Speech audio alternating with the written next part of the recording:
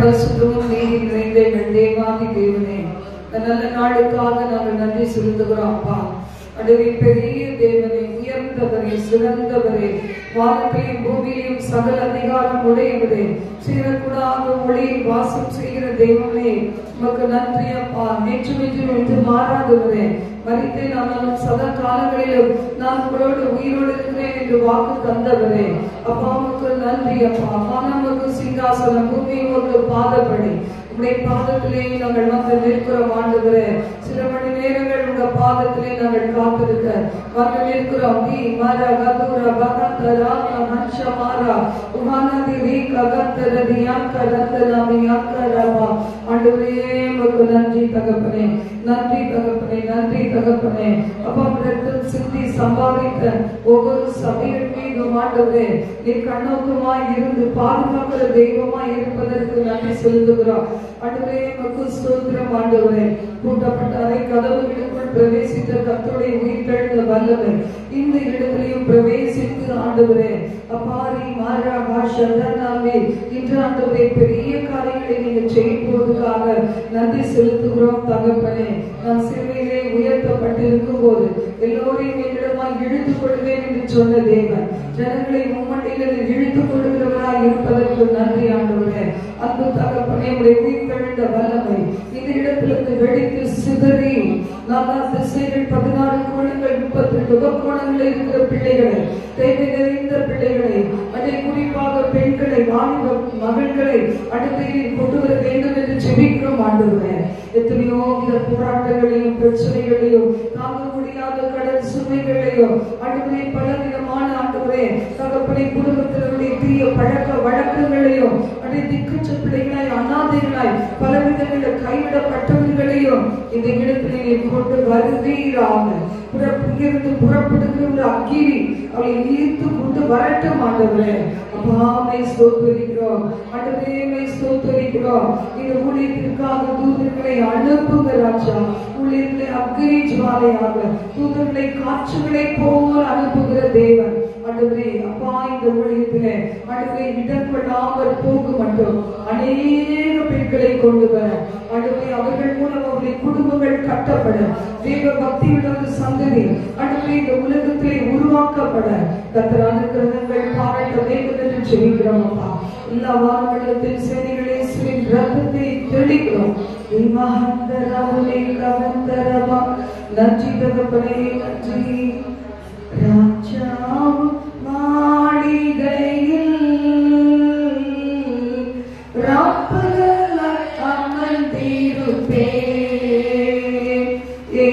ராஜாவும் மாளிகையில் ராப்பகலாய் அமர்ந்திருப்பேன். உம்மை துதித்து மகிழ்ந்திருப்பேன். எல்லா துயரும் மறந்திருப்பேன். உம்மை துதித்து மகிழ்ந்திருப்பேன். எல்லா துயரும் மறந்திருப்பேன். ஆராதனை ஆராதனை அப்பா அப்பா உங்களுக்கு தான் ஆராதனை ஆராதனை அப்பா அப்பா உங்களுக்கு என் பெலனே, என் கோட்டையே, ஆராதனை உமக்கே. மறைவிடமே, என் குறைவிடமே, ஆராதனை உமக்கே. மறைவிடமே, என் குறைவிடமே, ஆராதனை உமக்கே. ஆராதனை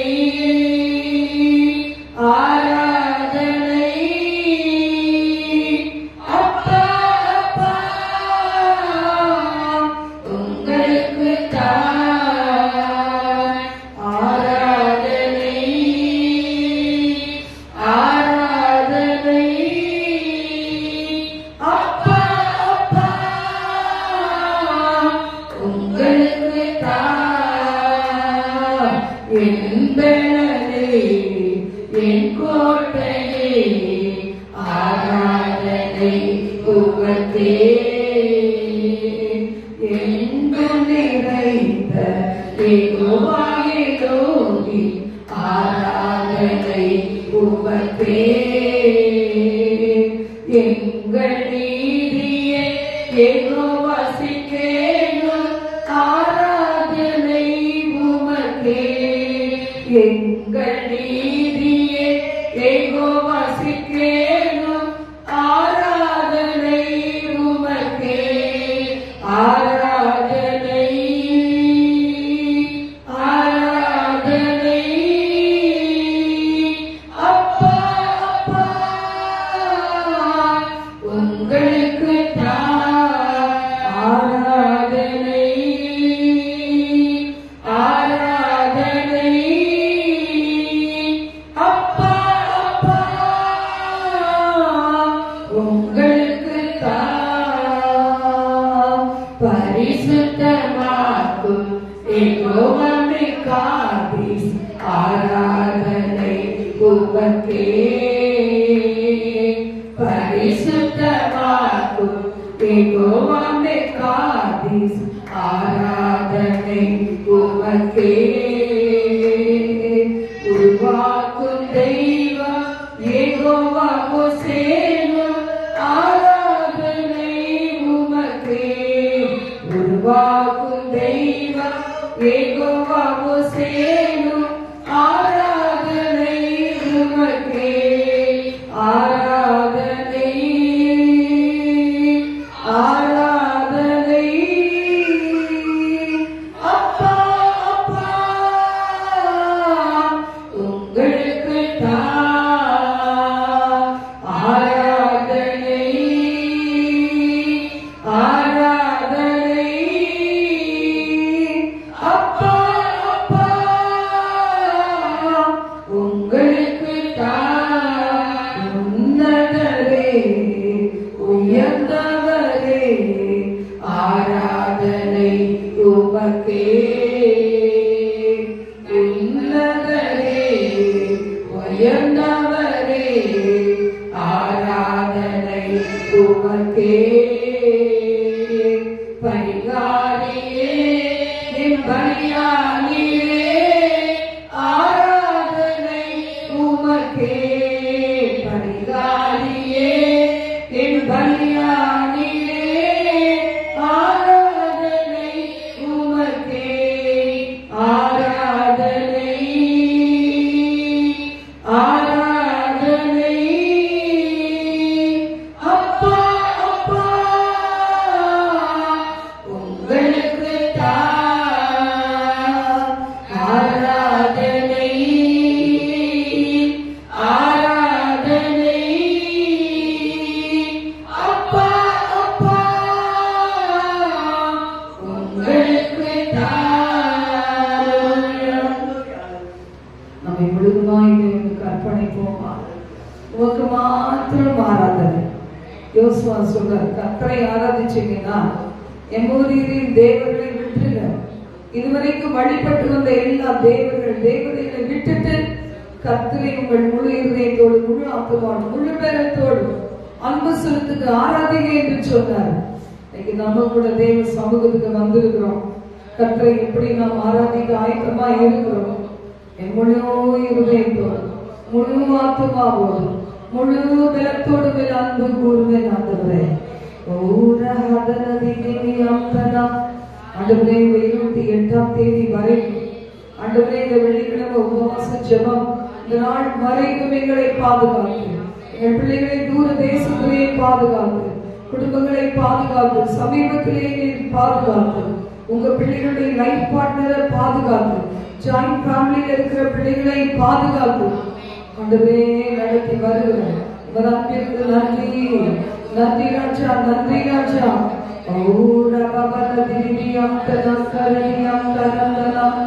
ஆண்டவரே நீங்களே எங்களை பரிசுத்தமாக்கியிருங்க. ஆண்டவரே நான் உங்களை பரிசுத்தமாக்குகிற கர்த்தர் என்று சொன்னீரேன். எங்களை எல்லாம் பரிசுத்தமாக்குங்க. எதையெல்லாம் நாங்கள் அர்ப்பணிக்காமல் இருக்கிறோமோ அவைகளை நீங்கள் எடுத்து நீங்கள் அன்றை நீங்களே இருங்கப்பா. விட்டு வந்திருக்க வீட்டின் பகுதிகளில் எதெல்லாம் வைத்திருக்கிறோமோ, அடையாள பிள்ளைகள் எதெல்லாம் வைத்திருக்கிறாங்களோ, ஆர்னமெண்ட்ஸா வச்சிருக்கிறாங்களோ, ட்ரெஸ்ஸஸா வச்சிருக்கிறாங்களோ, கிஃப்ட் ஆர்டிகல்ஸா வச்சிருக்கிறாங்களோ, என்னென்ன பொருட்களை நாட்டுவதற்கு பிடிக்கலையோ அது எல்லாத்தையும் நீங்களே தூக்கி போட்டுருங்க ஆண்டுகிறேன். நீங்க பெரிய செய்யங்களை ஒப்பு கொடுக்கிறோம். சொந்த வீடு, வாடகை வீடு, ஊர்ல இருக்கிற சொத்துக்களா இருக்கலாம், இங்க இருக்கிற இடமா இருக்கலாம், ஆண்டவரே எவைகளானாலும் ஆண்டவரே உங்களுக்கு நாங்கள் திறந்து கொடுக்கிறோம். நீங்க கிரியை செய்ய வல்லவர், உங்களுக்கு உரிமை உண்டு. ஆண்டவரே பாவத்திலிருந்து, சாபங்களிலிருந்து, பிசாசின் கண்ணிலிருந்து, மனுஷ ஆவிகள் ஆலோசனைகள் நீங்களை விடுவித்தீரே.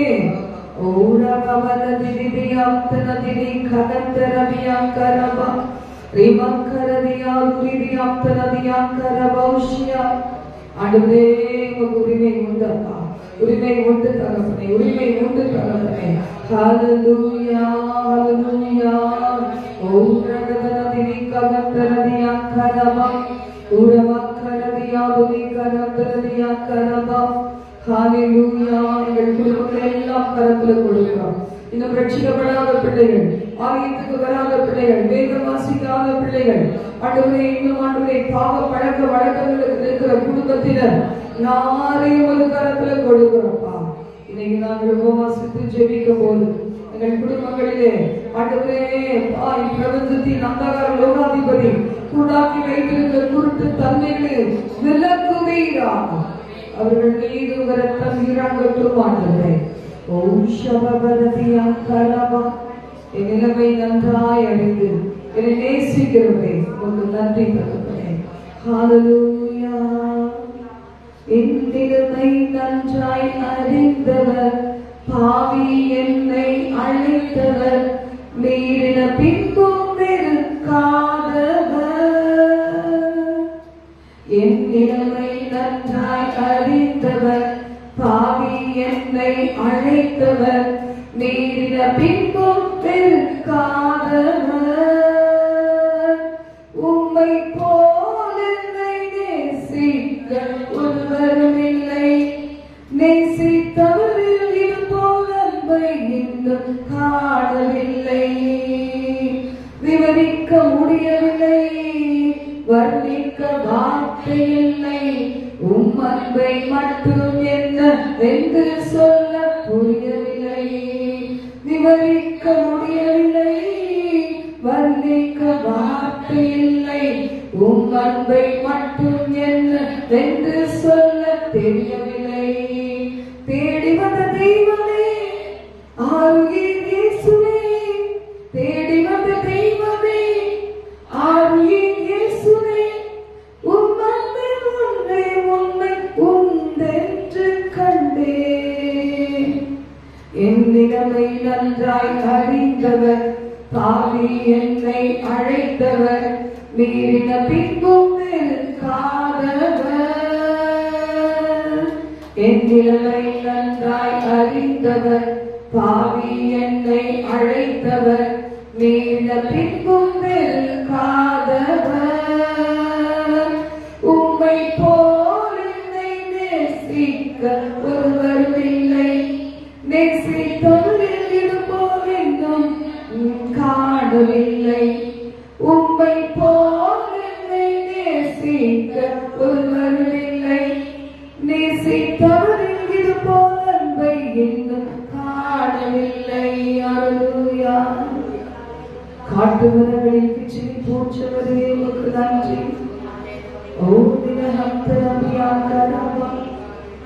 எங்கள் நிலைமையை புரிந்து எங்களோடு இருக்கிறீர்கள், எங்களுக்காகவே யாவையும் செய்து முடித்திருக்கிறீர்களே. நீதிமான் மனம் விரும்புவதை கொடுக்கும்படி ஆண்டவரே இரத்தத்தால் கழுவப்பட்ட பிள்ளைகளுக்காகவே செயல்படுகிறீர்களே. உங்க விருப்பம் என்னன்னு கேட்க ஆட்கள் இல்லாம இருக்கலாம், உன் விருப்பம் என்ன என்று கேட்க ஒருவரும் இல்லாமல் இருக்கலாம். ஆனா எங்க விருப்பத்தை நாங்கள் சொல்லும் முன்னாடியே அறிந்திருந்து எங்க விருப்பங்களின் படியே நடத்துறீங்களே, அதிசயமாய் நடத்தினீங்களே, நடத்தி வர்றீங்களே. எங்க அன்புக்கு நன்றி. தொடர்ந்து இந்த மாதம் முழுவதும் நீ வரப்போகிற மாதங்களிலும் எங்கள் ஜீவன் இருக்கிற நாட்கள் வரைக்கும், எங்கள் குடும்பத்தினர் ஜீவன் இருக்கிற காலங்கள் வரைக்கும், சந்ததி சந்ததியா எங்களுடைய குடும்பத்தினர் வாழ்ந்து என் ஆண்டவருடைய வருகை தாமதித்த சுகித்திருக்கிற காலங்கள் வரைக்கும் எங்களை விட்டு இருப்பதற்கு நன்றி சொல்கிறோம். கர்த்தர் பாதுகாத்துக் கொள்ளுங்கள். நாம மகிமைப்படுத்தலாம். தனித்தனி எங்களை விசாரிக்கத்தை நாங்கள் உணர கிருபைக்காக இயேசுவின் மூலம் பிதாவே, ஆமென். இன்னைக்கு நாம் பார்க்க போகிற தேவ செய்தியினுடைய தலைப்பு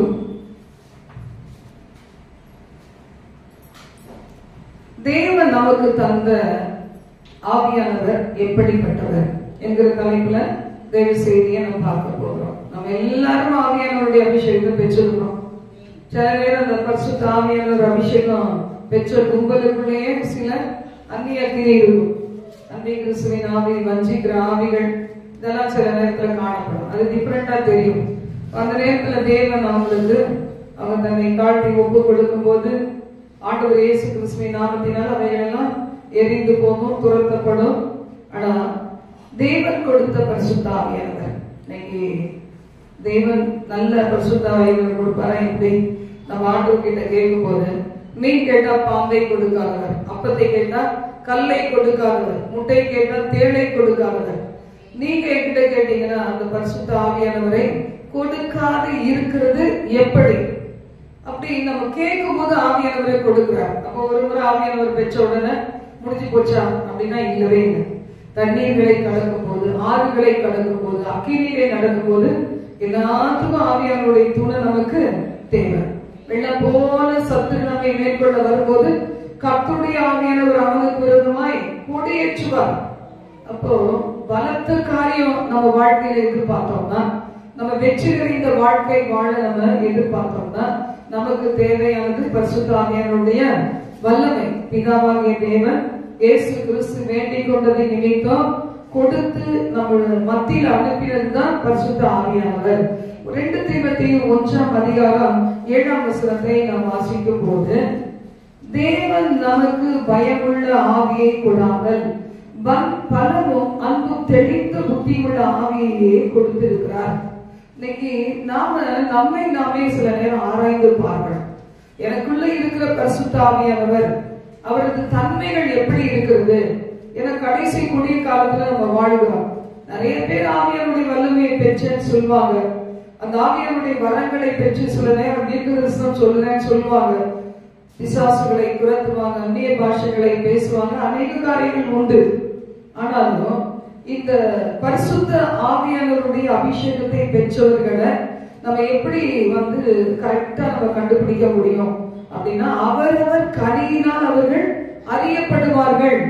கனி உள்ள ஜீவி அப்படின்னா அவங்க வாழ்க்கையுடைய நம்ம உத்து பார்த்தோம்னா அவங்க வாழ்க்கை எப்படிப்பட்டதாக இருக்குது, பரிசுத்த ஆவியானவரை பெற்ற ஒரு தனி மனிதனுடைய வாழ்க்கை எப்படிப்பட்டதாக இருக்கிறது என்பது குறித்து நம்ம பார்த்தாலே புரிஞ்சு போயிடும். இன்னைக்கு நம்மள நாமே சில நேரத்துல ஆராய்ந்து பார்க்கணும். இன்னைக்கு உபவாச ஜபத்துக்கு வந்திருக்கிறோம். எனக்கு தேவன் கொடுத்தது எப்படிப்பட்ட ஆவியானவர், இன்றைக்கு எனக்குள்ள இருக்கிறது எப்படிப்பட்ட ஆவியானவர் என்பதை நம்ம யோசித்து பார்க்கணும். தேவன் கொடுத்தது எல்லாமே பூரணமானது. யாக்கோபு 1:00 கூட சொல்லப்பட்டிருக்குது, நன்மையான எந்த ஈவும் பூரணமான எந்த வரமும் ஜோதிகளில் பிதாவிடத்திலிருந்து வருகிறது, அதில் யாதொரு வேற்றுமைகளும் இல்லை. யாருக்குமே பாத்தீங்கன்னா தேவ ஆவியானவர் எனக்கு கொடுக்கப்படணும் வாஞ்சியோட கேட்கும் போது அவர்கிட்ட யாதொரு வேற்றுமையும் நிழலும் இல்லை. தாகம் உள்ளவன் மேல் தண்ணீர், வறண்ட நிலத்தின் மேல் ஆறுகள், நிறைய சந்தர்ப்பங்கள் கொடுப்பாரு. மனம் திரும்ப பரிசுத்த ஆவியானவர் என்னதான் அந்நிய பாஷை பேசினாலும், என்னதான் தீர்க்க தரிசனங்களை உடைக்கிறவர்களாக ஒருவேளை காணப்பட்டாலும், தரிசனங்களை பார்த்தாலும், அது நிரந்தரமா எப்பவுமே ஆவியானவர் நம்மோடு இருப்பார்னு நம்ம நினைச்சுக்க கூடாது. நம்ம சிலரை பார்த்திருக்கோம், அவங்க வாழ்க்கை எப்படியோ தொடங்கி எப்படியோ முடிஞ்சிருக்கும். ஆனா நீங்களும் நானும் தொடங்கின இந்த ஓட்டை என்ன செய்யணும், உருப்படியா ஓடிட்டே இருக்கணும். அல்ல கர்த்தருடைய வார்த்தை சொல்லுகிறது, அவர் எப்படிப்பட்ட ஆவியை கொடுத்தார்? பலமுள்ள ஆவியானவர். பலமுள்ள ஆவியானவர் அப்படின்னா, பலம் அப்படிங்கிறது மைட், பவர் அப்படின்னு அர்த்தம். அந்த அக்னியானவர் அப்படி சொல்லலாம்.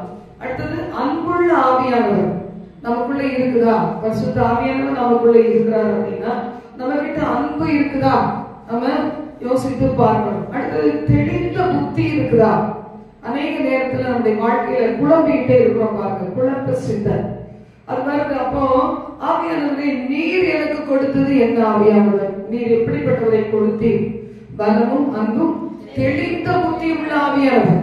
அப்ப ஏன் நான் குழம்பிக்கிட்டே கிடக்குறேன்? உலகமே பல குழப்பத்துல இருக்கலாம், ஆனா ஆவியானவரை பெற்ற பிள்ளைகள் குழப்பத்துல இருக்க கூடாது. அப்ப என்ன செய்யணும்? முழங்கால் போட்டு தேவ சமூகத்துல நம்ம ஜெபிக்க ஆரம்பிக்கணும். அந்நிய பாஷைகளிலே நம்ம ஜெபிக்க ஆரம்பிக்கணும். தேவன் நம்ம என்ன செய்வாரு? அந்த நுகத்திலிருந்து நம்மை விடுதலையாக்குவார். ஆண்டவரே, நீர் கொடுத்தது குழப்பம் உள்ள ஆவி இல்ல, தெளிந்த புத்தி உள்ள ஆவி. எனக்கு அந்த தெளிந்த புத்தி எனக்கு தார மாட்டதே. மனசுல நிறைய எண்ணங்கள் போடும். சில பேர் சொல்லுவாங்க, மனசுல இருக்க எண்ணங்கள் படியெல்லாம் நடக்கலாம், ஒன்றும் தப்பு இல்லை. ஆனா மனசுல இருக்க எண்ணங்களை கூட நம்ம முண்டை எடுக்கணுமா?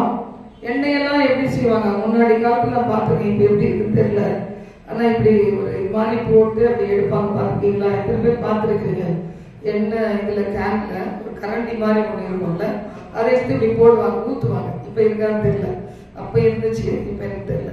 அப்ப பாத்தீங்கன்னா முண்டை எடுக்கணுமா? மனசுல காலையில் எழுந்த உடனே என்னென்னமோ தோணும், அதான் எல்லாம் செஞ்சிட முடியாது. இதுதானே தாவீதை தேவன் அபிஷேகம் பண்ண சொன்னா, ஈசாய் வீட்டுல போய் சாமுவேல் என்ன செஞ்சாரு? இது மாதிரிதான் குழப்பத்தோட இருந்தாரு. இவன் தானா அப்படின்னு சொல்லி நிறைய நேரம் நம்மளும் அப்படிதான் குழப்பம். பாத்தீங்களா? இதான் நல்ல வழியா? இதான் இருக்குமோ? இந்த சான்ஸ் தானா அப்படிலாம் நம்ம நினைப்போம். அப்படி இல்ல, தேவன் நமக்கு குழம்பின ஆவி இல்ல, தெளிந்த புத்தி உள்ள ஆவியை கொடுத்திருக்கிறார். எல்லாருக்கும் குழப்பம் வரும். குழப்பம் வராம இருக்குமா பாருங்க. குழப்பம் வரும்போது என்ன செய்யணும்? அருமையான பாடல், குழப்பங்கள் என்னை குழப்பும் போது குழந்தை போல கண்முன் வருவே, போராட்டங்கள் என்னை நோக்கி கெர்ச்சிக்கும் போது யுவராஜ சிங்கத்திடம் அடைக்கலம் புகுவே, குழப்பங்கள் என்னை குழப்பும் போது குழந்தை போல கண்முன் வருவே, போராட்டங்கள் என்னை நோக்கி கெர்ச்சிக்கும் போது யுவராஜ சிங்கத்திடம் அடைக்கலம் புகுவே, தூக்கி சுமப்பீரே வாழ்நாளெல்லாம், தூக்கி சுமப்பீரே வாழ்நாளெல்லாம், உந்தன் தோள்களில் நான் கிடப்பேன், பயமின்றி வாழ்ந்திடுவே. பாடிட்டே இருக்கலாம் போல இருக்குல்ல இந்த சாங். ஒரு அருமையான பாடல். நம்முடைய வாழ்க்கையில நம்மை தூக்கி சுமக்கின்ற ஒரு தேவன் இருக்கிறார். உலகத்துல யாரும் நம்மளை தூக்கி கீழே போற்றாதபடிக்கு நம்மளை உலகம் கைவிடும் போது நம்ம என்ன செய்வோம்? ஆண்டவராகிய கர்த்தருடைய தோள் மீது அமர்ந்து கொள்கிறோம். நம்மளால கடக்க முடியாத பாதை, அதுல என்ன செய்வோம்? ஆண்டவர் தோள் மேல அமர்ந்து கடந்து போகிறோம். ஆண்டவருடைய வார்த்தை சொல்லுகிறது, நான் உங்களுக்கு கொடுத்தது என்ன ஆவியானவர்? பலமும் அன்பும் தெளிந்த புத்தி உள்ள ஆவியானவர் என்று சொல்லப்பட்டிருக்கிறது. இதுல அந்த அன்பிலே நமக்கு என்ன இருக்கக்கூடாது? பயமே இருக்கக்கூடாது. உண்மையிலே அந்த அன்பு, அந்த power, love and sound mind அப்படின்னு கொடுத்துருக்கு. இதுல லவ் அப்படின்னு சொல்லும்போது பாத்தீங்கன்னா அந்த ஆண்டவர் மேல நம்ம வைக்கிற அன்பு, உலக பிராணமான அன்பு இருக்குது, அது ரொம்ப வேதனையை தரும். கர்த்தர் மேல வைக்கிற அன்பு தெய்வீக அன்பு. அந்த தெய்வீக அன்பு அப்படிங்கிறது நமக்குள்ள இருந்துச்சுன்னா அது எப்படி நமக்குள்ள அது நம்ம ஃபீல் பண்ண முடியும், உணர முடியும்னா, எனக்காக ஒரு ஆண்டவர் இருக்கிறார், அவர் என்னை நேசித்து தன் ஜீவனையே கொடுத்துட்டார், சிலுவையில் எல்லா வெற்றியும் அவர் சம்பாதிச்சு வச்சுட்டார். இத்தனையும் செய்த ஆண்டவர், அவரை நம்பி அவர் பாதத்தை பிடிச்சுக்கிட்ட என்னைய அவர் கைவிட மாட்டார். இந்த 1 யோவான் 4ஆம் அதிகாரத்துல 18ஆம் வசனத்தை நான் வாசிக்க கேட்கிறேன். 1 யோவான் 4:18 வசனம். அங்கிலே அன்பிலே பயம் இல்லை. பூரண அன்பு பயத்தை புறமே தள்ளும். பயமானது வேதனை உள்ளது. பயப்படுகிறவன் அன்பில் பூரணப்பட்டவன் அல்ல. உலக பிரகாரமா சில நேரம் நம்ம பயப்படுறோம். ஏன்னா நிறைய காரியங்கள் இந்த உலகத்துல தீமை நிறைந்து இருக்கிறதுனால சில நேரம் என்ன செய்வோம், எல்லா காரியங்களுக்கும் நம்ம சில நேரம் பயப்படுறோம். மனுஷர்களுக்கு சில நேரத்துல ஏதாவது நம்ம பேசி தவறா முடிஞ்சிருமோன்னு பேசுறதுக்கு பயப்படுறோம், பாக்குறதுக்கு பயப்படுறோம், ஒரு இடத்துக்கு போறதுக்கு பயப்படுறோம். ஆனா ஆண்டவர் மேல நம்ம வைக்கிற அன்பு அதுதான் நம்முடைய குழப்பங்களை மாற்றும். அந்த அன்பு எப்படிப்பட்டது அப்படின்னா அதுல பயமே இருக்காது. ஆண்டவர்கிட்ட நம்ம நெருங்க முடியுமா? முடியாதா? மனுஷத்து நெருங்க முடியாது. சில நேரத்துல மூட பார்த்துதான் நெருங்க முடியும். ஆனா ஆண்டவர்கிட்ட எப்ப வேணாலும் நம்ம நெருங்கலாம். அவர் எப்போதுமே அவர் நமக்கு சமீபமாய் இருக்கிறார். தம்மை நோக்கி கூப்பிடுகிற அனைவருக்கும் அவர் சமீபமாய் இருக்கிறார். உண்மையாய் தம்மை நோக்கி கூப்பிடுகிற யாவருக்கும் அவர் சமீபமாய் இருக்கிறார். ஒரு சிஸ்டர் சொன்னாங்க, போன வாரத்துல மெசேஜ் எல்லாம் கேட்டுட்டு நாங்க என்ன செஞ்சோம், தனிமையா நாங்க தேவனை தேட ஆரம்பிச்சோம். நானும் என்னுடைய மகளுமா சேர்ந்து தனிமையில உபவாசித்து நாங்கள் ஜெபித்தோம். எத்தனை நாள் சொன்னாங்க? 3 நாளா 1 நாள் தெரியல. உபவாசித்து நாங்கள் ஜெபித்தோம். 3 வேளையும் போல இருக்கு தெரியல. ஆனா அதன் முடிவுல பாத்தீங்கன்னா ரொம்ப மிகவும் அருமையான ஒரு விடுதலை கிடைச்சது. இன்னைக்கு நமக்கு தனி ஜெபம் இருக்கணும். நம்ம எல்லா நாளும் கிளினிக்லயே ஓடிட்டு இருக்க கூடாது. செவ்வாய்க்கிழமை வரும், வெள்ளிக்கிழமை வரும், ஞாயிற்றுக்கிழமை வரும், சனிக்கிழமையும் முடிஞ்சா வரும். இப்படியே நம்ம லிங்க்லயும் சர்ச்சிலையும் கூடி கூடி வருகிறது மட்டும் இல்ல, நமக்கான ஒரு சில நாட்களை நம்ம என்ன செய்யணும், முன்குறிக்கணும். ஒருவேளை காலையில வந்துட்டோமா, நைட்ல ஒரு வேளை சாப்பிடாதது கூட நம்ம ஜெபம் பண்ணலாம். அப்போ தேவன் கிட்ட நம்ம போகணும். ஆண்டவருடைய வார்த்தை சொல்லுகிறது, அன்பிலே பயம் இல்லை, பூரண அன்பு பயத்தை புறமே தள்ளும். நம்முடைய குடும்பங்கள் எல்லாம் பாத்தீங்கன்னா சில தகப்பன் கிட்ட அந்த பிள்ளைகள் எல்லாம் ரொம்ப க்ளோஸ் ஆவாங்க. ஏன்னா தகப்பன் ரொம்ப அன்பு செலுத்துவாங்க. ஒரு சில வீட்டுல தகப்பன் ரொம்ப ஸ்ட்ரிக்டா இருப்பாங்க. அப்ப அந்த பிள்ளைகள் பக்கமே போவாங்க. அப்போ அந்த அன்பு அவர்களும் காமிச்சு இந்த பிள்ளைகளும் அதை புரிஞ்சுக்கிட்டா என்ன செய்யும், அப்பா எப்படா வருவாங்க பார்த்துக்கிட்டே இருக்கும், அம்மா எப்போ வருவாங்க அப்படின்னு பார்த்துக்கிட்டே இருக்கும். வெளியே போனவங்க எப்போ வரணும், எப்பவுமே என்னுடைய தாய் தகவல் என்கிட்டே இருக்கணும்னு இந்த பிள்ளைகள் வளர்ற ஸ்டேஜ்ல ஆசைப்படுவாங்க. பேசாதவங்க மாறிடுவாங்க. அப்ப இது நம்ம பார்க்கும்போது there is no fear in love. ஆண்டவர்கிட்ட நம்ம நெருங்கி சேரலாம். அவர் நம்மை அறிந்திருக்கிறவர், நம்முடைய பலவீனங்களை அறிந்திருக்கிறவர், நம்முடைய கஷ்டங்களை அறிந்திருக்கிறவர். எல்லாத்தையும் உண்மையா சொல்லலாம். நமக்கு வர சந்தேகம், நமக்கு வர பயம், நம்ம விழுந்துட்ட காரியம், எது மேல தேவையில்லாத யோசனை வருது, எல்லாத்தையுமே நம்ம ஆண்டவரோட ஷேர் பண்ணலாம். இது அவர்கிட்ட ஷேர் பண்ணாம யார்கிட்ட ஷேர் பண்ண முடியும்? ஆக மொத்தம் பகிர்ந்து கொள்ளும் போதே நம்முடைய பாரங்கள் எல்லாம் குறையும். ஒருவேளை அவங்க நம்மளை கவனிக்கிறாங்களோ இல்லையோ நம்ம என்ன செய்வோம், பகிர்ந்து கொள்ளுவோம். நான் சில நேரத்துல பாத்தீங்கன்னா மெசேஜ் அடிச்சுடுவேன். என் பிள்ளைகளுக்குனாலும் சரி, ஒரு சிலருக்கு நான் மெசேஜ் அடிச்சுடுவேன். அடிக்கும் போதே ஒரு நிம்மதி வரும். இதெல்லாம் பாத்தீங்கன்னா யாருமே இல்லைன்னா என்ன செய்யலாம், நோட்லயே எழுதலாம். சில பேர் டைரி எழுதுறதே அதுக்குதான் எழுதுவாங்க. உங்களுக்கு டைரி எழுதுற பழக்கம் இருக்கா? டெய்லி ஒரு நேரம் எழுதுனா நம்ம குழப்பமெல்லாம் மாறிடும். நான் எழுதுவேன், இப்ப டைம் கிடையாது, இதுக்கே பத்தப்பட்டு. அப்ப முன்னாடி எல்லாம் பாத்தீங்க வேலை வெட்டியே கிடையாது. ஒரு டைரி எடுத்து அந்த நாள் முழுவதும் இருக்கிற காரியங்களை எழுதுவேன். காலையில் எழுதும் போது எனக்கு தோன்றுகிற யோசனைகளை எழுதுவேன். வேதத்தை எடுத்து வாசிக்கும் போது கர்த்தர் என்னோட அந்த நேரத்துக்கு பேசுறாங்கல்ல, அதை எழுதி வைப்பேன். அது போல இப்ப பாத்தீங்கன்னா மொபைல் டக்கு டக்கு டக்குன்னு அடிச்சு விட்டுறது. அப்ப அடிச்சு விட்டுட்டா அவங்க லிசன் பண்றாங்களே இல்லையோ, ஆனா ஒரு மன நிறைவு. ஏன்னா உள்ளத்தையெல்லாம் கொட்டிட்டோம், நம்ம பாரத்தை கொட்டிட்டோம். அந்த பக்கத்துல இருக்கிறவங்க உண்மையாவே இந்த மெசேஜ் எடுத்து படிச்சு நமக்கு ஒரு செகண்ட் ஆகுது ஜெபம் பண்ணுவாங்க. சில ஊழியக்காரங்களை நான் டிஸ்டர்ப் பண்ண மாட்டேன். போன் அடிச்சா அவங்க பிஸியா இருப்பாங்க. மெசேஜ் மட்டும் அடிச்சு விட்டுட்டு ஒரு 2-3 லைன்ல அப்புறமா நான் என்னுடைய வேலையை பார்க்கறதுக்கு நான் கடந்து வந்துடுறேன். அது மாதிரி இன்னைக்கு ஆண்டு வச்சிருக்காரு. அவர் கொடுத்த அந்த பரிசுத்த ஆவியானவர் மூலம் ஆவியின் கனியாகி அந்த அன்பு நமக்குள்ள வருது இல்ல. ஆவியின் 9 அந்த சொடைகள் என்னது? அன்பு, சமாதானம், சந்தோஷம், நீடிய பொறுமை, தயவு, நற்குணம், சாந்தம், இச்சை அடக்கம், இதுதான் விசுவாசம். இவ்வளவு இருக்குது. இதுல ஒண்ணு அன்பு. அப்ப அந்த அன்பு எப்படிப்பட்டதா இருக்குது? ஆவியின் கனியாகிய அன்பு. இன்னொரு பக்கமா நம்ம நினைச்சு பார்த்தோம்னா, இயேசு நமக்குள்ள இருந்தா நம்ம அன்புள்ளவர்களாக இருப்போம்.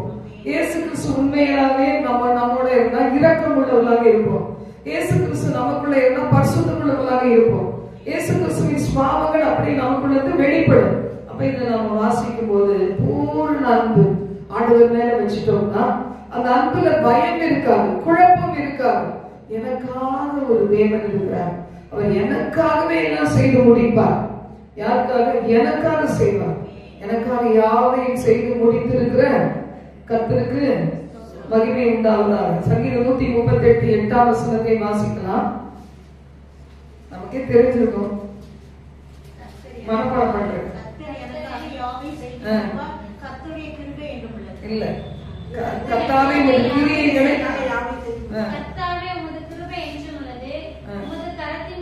சங்கீதம் 138 அது கிடையாது. கர்த்தாவே உமது கிருபை என்றும் உள்ளது, உமது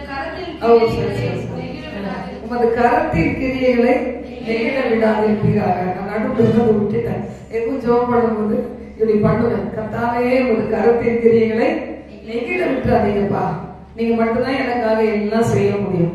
இப்ப செய்றீங்க, இன்னும் செய்யுங்க, உங்க கிரியைகளை ஸ்டாப் பண்ணிடாதீங்க அப்படி ஜெபம் பண்ணி நடுவில் உள்ள கர்த்தர் கிருபை என்றும் உள்ளது மறந்துட்டேன். கர்த்தர் நல்லது. இதுல நம்ம பார்க்கும்போது ஆண்டவருடைய வார்த்தை சொல்லுது, இந்த அன்பிலே பயம் இல்லை. அன்பு அந்த பயம் வேதனை உள்ளது. நீங்க யோசித்து பாருங்க, பயம் எவ்வளவு வேதனை உள்ளது இல்ல? பயத்தை பத்தி எல்லாம் நான் நிறைய பயத்தை கடந்து வந்துட்டேன். ஒரு 6 இயர்ஸா 6 வருஷமா கொஞ்சம் கொஞ்சமா பயத்தை கடந்து வந்து 3 வருஷமா நிறையவே கடந்து வந்து இந்த 1 வருஷமா இன்னும் ஒரு 90% 95% கடந்துட்டேன். இன்னும் 5% இருக்குது. அதையும் கடக்கணும், கர்த்தர் உதவி செய்வார். அப்படிதானே? கடந்து போகணுங்கிற எண்ணம் நமக்கு இருக்கணும். பயங்கரமாவே இருந்து வாழ முடியாது. அதுக்குதான் தேவன் தனியா விடுறது, தனியா இருந்து கத்துக்கோ அப்படின்னு சொல்லி. அது மாதிரி இன்னைக்கு நாம் கற்றுக்கொள்ளலாம். நம்முடைய வாழ்க்கை சில நேரங்களில் சில காரியங்கள் அப்படி காணப்படும். The one who fears is not made perfect in love அப்படின்னு இருக்கு.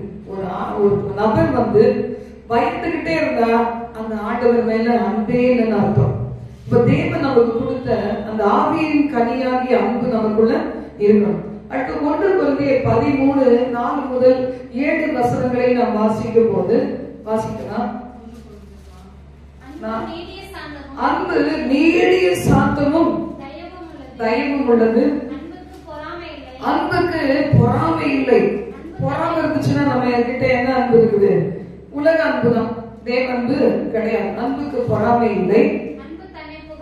அன்பு தன்னை புகழாது. யாரை உயர்த்தும்? ஆண்டவரை உயர்த்தும்.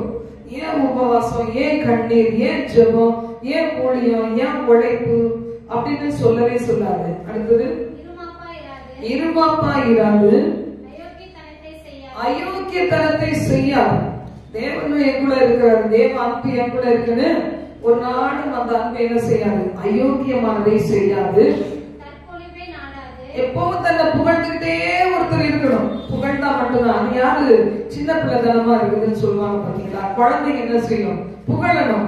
ஐயோ ரொம்ப அழகா இருக்கியா அப்படின்ட்டா போதும், ஒரே சந்தோஷம். நல்லா நடக்கிறீங்க, நல்லா எழுதுறீங்க அப்படின்ட்டு இன்னும் கொஞ்சம் எழுதும்.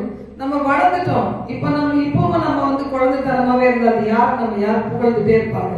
அப்படிதான் நீதிமொழிகள் 31 சொல்லப்பட்டது போல ஹஸ்பண்ட் புகழ்றது, பிள்ளைகள் புகழ்றது, வாசல்கள்ல புகழ்றது, இதெல்லாம் யாரோ ஒரு சிலருக்கு தான் கொடுத்து வச்சிருக்கோம். அப்ப யாராவது புகழ்னே வாழ்ந்தோம்னா நம்ம வாழவே முடியாது. வாசிங்க அடுத்தது. சினம் அடையாது, தீங்கு நினையாது, அநியாயத்தில் சந்தோஷப்படாமல் சத்தியத்தில் சந்தோஷப்படும். அநியாயத்தில் சந்தோஷப்படாது. சில பேர் யாருக்காவது ஒரு சில கஷ்டங்கள் அவங்களுக்கு உடனே சந்தோஷம் வரும். அப்பாடா இப்பதான் நான் நினைச்சது இததான் பார்க்கணும்னு நினைச்சேன், பரவாயில்லன்னு சொல்லிட்டு சந்தோஷம். அப்படி கிடையாது.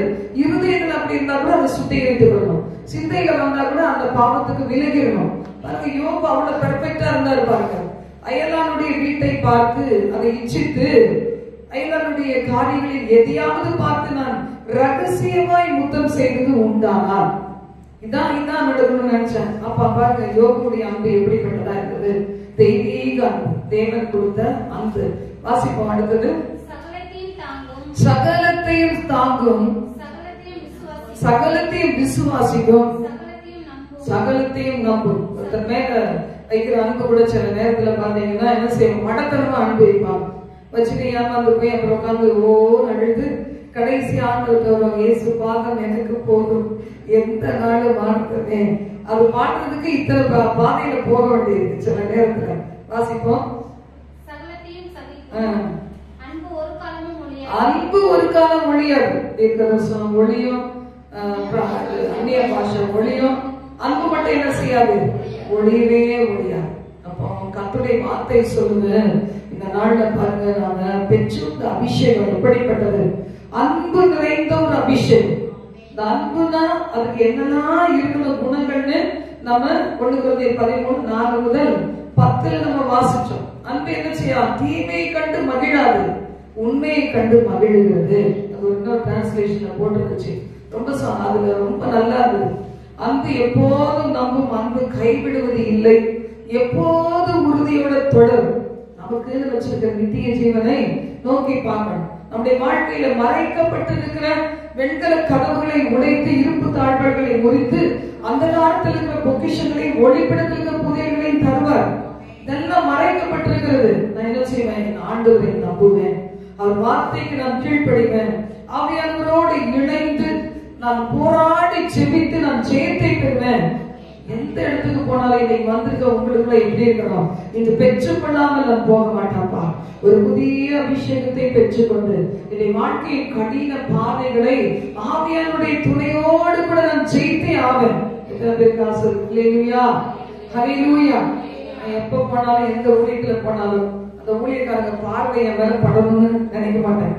அவங்க பார்க்கிறாங்களோ பார்க்கலையோ, எனக்கு தேவை அபிஷேகம், எனக்கு தேவை தேவனுடைய வார்த்தை, எனக்கு தேவை நல்ல ஆராதனை.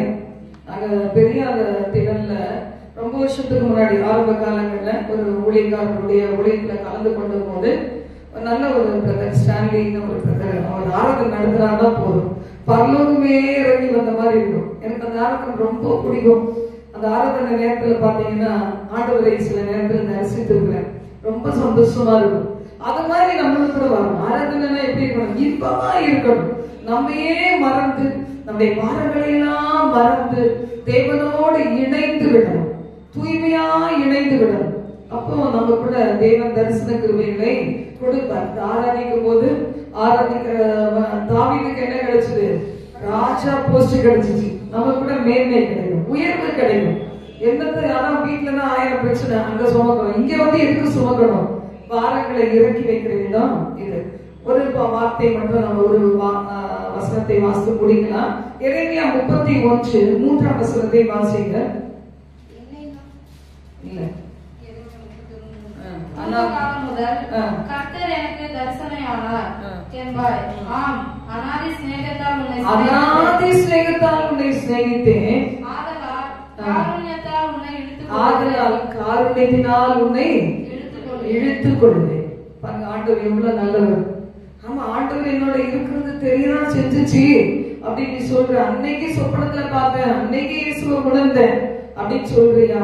ஆமா, நான் உன்னை என்ன செய்வேன், அநாதி சிநேகம். சில பேர் அநாதைகளை தேவன் சொல்லுவாங்க, அப்படி கிடையாது. அநாதி தேவன். நம்முடைய தேவன் யாரு? அநாதி. அப்படின்னா என்ன அர்த்தம், என்னைக்குமே அவர் அன்பு மாறவே மாறாது. நம்ம தான் அங்க போய் அடி இங்க அடி பண்ணிட்டு வருவோம். இயேசுவும் சரி, அடிபட்டு வா, நான் பாக்குறேன், இங்கதான் உட்கார்ந்து உண்மையிலேயே தான் என் கண்ணை வச்சு பார்த்துட்டே இருக்கிறேன், என் கண்ணு உண்மையிலதான் இருக்கு. இப்ப நீ உன் கண்ணு எங்க போயிருக்கு, உலகத்தின் மேல போயிருக்கு, நாங்கெல்லாம் அடிபட்டுட்டு வா, நான் உனக்காகவே காத்திருக்கிறேன் அப்படின்னு ஆண்டவர் சொல்றார். அநாதி சிநேகத்தினால் உன்னை நான் சிநேகித்தேன், காருண்யத்தினால் உன்னை இழுத்துக் கொண்டேன். மேல இருந்து பரலோகத்திலிருந்து கீழே விழுந்து கிடக்கிற நம்மை அவர் கரம் நீட்டி தூக்கி விடுவதற்கு அவர் ஆயத்தத்தோட இருக்கிறார். நம்ம எழுந்து நின்று கர்த்தரை ஸ்தோத்திரிக்கலாமா? ஹல்லேலூயா. ஒரு சின்ன போர்ஷன் தான், ஆனால் இதுக்கே 24 நிமிஷம் ஆகி போயிடுச்சு. கர்த்தர் நல்லவர். ஹல்லேலூயா, ஹல்லேலூயா, ஹல்லேலூயா. மென்மையான தேவனுடைய பிரசன்னத்தை உணர்கிறார். ஆவியானவர் நம்முடைய நடுவிலே அசைவாடி கொண்டிருக்கிறார். ஹல்லேலூயா. மென்மையான ஆவியானவரோடு இணைந்து மெதுவான ஆண்டவருடைய சமூகத்தில் அந்நிய பாஷைகளிலே பேசலாமா? இந்த மென்மையான தேவ பிரசன்னத்தை உணரணும்.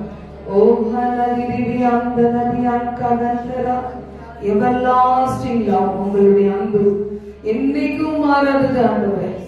ஆண்டவரே, நீங்க கொடுத்த ஆவியானவர் எங்களுக்குள்ள இருந்தால் நாங்களும் வல்லமை உள்ளவர்களாக இருப்போம், அன்பு நிறைந்தவர்களாக இருப்போம், தெளிந்த புத்தி உள்ளவர்களாக இருப்போம். அல்லேலூயா. இதை மட்டும் சிந்திச்சு பாருங்களேன், இதை மட்டும் சிந்திச்சு பாருங்க. ஓ ரகதனதுரிபி அம்தனா, ஓ ஷகரிகதனதுரிபி அம்தனா தியாங்கரபா. ஆண்டவரே உமக்கு நன்றி என்று சொல்வீங்களா? உங்ககிட்ட இருக்கிற ஆவியானவர் செக் பண்ணி பாருங்க. எனக்குள்ள அந்த பலமுள்ள ஆவியானவர் இருக்கிறாரா? அப்ப நான் என் பலவீனத்துல இருந்தெல்லாம் மீட்கப்படணுமே, என் ரகசிய பாவங்கள், துணிகர பாவங்கள் மீட்கப்படணுமே, என் பயத்திலிருந்து நான் மீட்கப்படணுமே. அந்த வல்லமையின் அபிஷேகத்தை ஊற்றுவீராக. ஓ ஹததிரிபி ஆப்தனா புகந்தரா துனி ககந்தரா. கேட்டு பெற்றுக்கொள்ளுங்க, கேட்டு பெற்றுக்கொள்ளுங்க. மரண பயம் என்னை தாக்குகிறது ஆண்டவரே, வருங்காலத்தை குறித்த பயம் என்னை தாக்குகிறது ஆண்டவரே. ஒருவேளை நான் மனிதர் கையில ஒப்பு கொடுக்கப்பட்டு விடுவேனோ, இந்த வியாதி எனக்கு வந்து விடுமோ என்கிற ஒரு பயத்துல நான் தாக்கப்பட்டவளாய் வந்து இருக்கிறேன். என்னை விடுதலையாக்கும், விடுதலையாக்கும். பலமுள்ள ஆவியானவரே, வாரும் ஆண்டவரே. வல்லமையின் ஆவியானவர் எங்கள் வந்துவிட்ட காரணத்தினால் பொல்லாத சாத்தான ஒரு சொல்லாக விரட்டிவிட்டே. வல்லமையின் ஆவியானவர் எங்கள் வந்துவிட்ட காரணத்தினால் பொல்லாத சாத்தான ஒரு சொல்லால விரட்டிவிட்டே.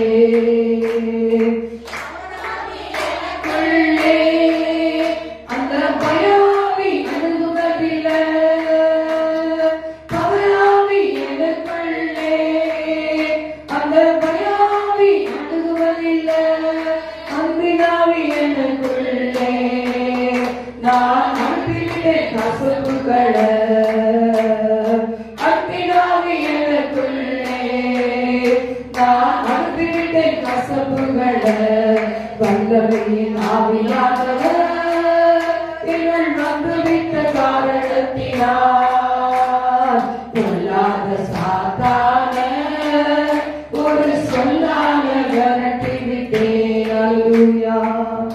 பவரான ஆவியானவர், பலமுள்ள ஆவியானவர், அன்புள்ள ஆவியானவர், தெளிந்த புத்தியுள்ள ஆவியானவர் எனக்கு கொடுக்கப்பட்டிருக்கிறபடி நான் ஜெயம் பெறுவேன் ஆண்டவரே. ஜெயத்தை சுதந்திரிக்கிறேன் சொல்லுவீங்களா? ஜெயத்தை சுதந்திரிக்கிறேன் ஆண்டவரே. ஓ ரகதரதி அந்தரமா, ஓ ஷமர பகுதிரிதி அந்தரதி அந்தரமா. எல்லா பயம், எல்லா கவலை, எல்லா குழப்பங்கள் இயேசுவின் நாமத்தினால் பிள்ளைகளை விட்டு நீங்குவதாக. இருக்கிற பிள்ளைகளை விட்டு நீங்குவதாக. நேரடியாய் வந்திருக்கிற பிள்ளைகளை விட்டு நீங்குவதாக ஆண்டவரே. குடும்பங்களிலே இப்படிப்பட்ட பயத்தினால் பீடிக்கப்பட்டு, குழப்பத்தினால் பீடிக்கப்பட்டு ஆண்டவரே, ஆண்டவரே தகப்பனே, விரக்தினால் பீடிக்கப்பட்டு, கோபம் ஆண்டவரே எரிச்சலினால் பீடிக்கப்பட்டு கிடக்கிற குடும்பங்களிலே அவங்களுடைய லைஃப் பார்ட்னர் விடுதலை ஆக்கும், பாவி பையன்களை விடுதலை ஆக்கும், தாய் தகப்பனை விடுதலை ஆக்கும். ஆண்டவரே நீர் இரக்கம் பாராட்டும் ஆண்டவரே. காரணமே இல்லாதபடி குடும்பங்களிலே வருகிற குழப்பங்களை மாற்றுவீராக ஆண்டவரே. சண்டைகளை, மூர்க்கங்களை, மிஸ் அண்டர்ஸ்டாண்டிங்ஸையும் கொண்டு வருகிற ஆவிகள் ஒவ்வொரு குடும்பங்களை விட்டு துரத்தப்படுவதாக, துரத்தப்படுவதாக. மனம் இறங்கி தகப்பனே, உபவாசித்து ஜெபிக்கிற உங்களுடைய பிள்ளைகள் வாழ்க்கையில அற்புதங்கள் நடக்கட்டும். ஒவ்வொரு குடும்பங்களும் ஒரு குட்டி பரலோகமாய் மாறட்டும். இணைந்து கட்டுவோம் வாருங்கள் என்று சொல்லும் போது